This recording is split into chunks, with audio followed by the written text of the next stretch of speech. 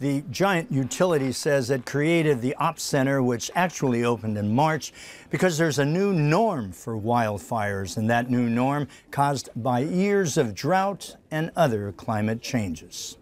Welcome to PG&E's new Wildfire Safety Operations Center. The risk during wildfire season is so great that we felt that we really needed to stand up a specialized function that specifically is looking at wildfires. This is a utilities hub for all of its wildfire prevention measures in northern and central California, where they'll coordinate efforts with first responders and deploy their own firefighting teams headed by its partners, Capstone Fire and Safety Management. We're going to be out there in the service areas, making sure that we can pick up any fires when they start small. Critical to the Ops Center is the weather station, which kicks back real-time weather reports from high-risk fire zones, then tracks and monitors the areas.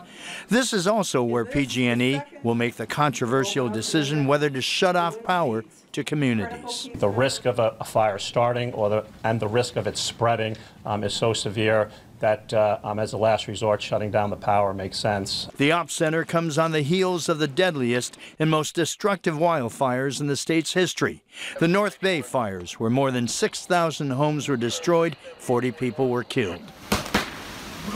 The Santa Rosa Fire Department says at least 2 fires were caused when PG&E's power lines arced, setting fires to dry vegetation. The utility has been slapped with more than 100 lawsuits, including one by Sonoma County. But PG&E says the North Bay fires were not the reason for the new Ops Center. It really is recognizing that conditions have changed, continue to change, and it's really focusing on those conditions that are changing. And the lawsuits, were they a major factor in your... Not a factor at all. Not a factor at all? No.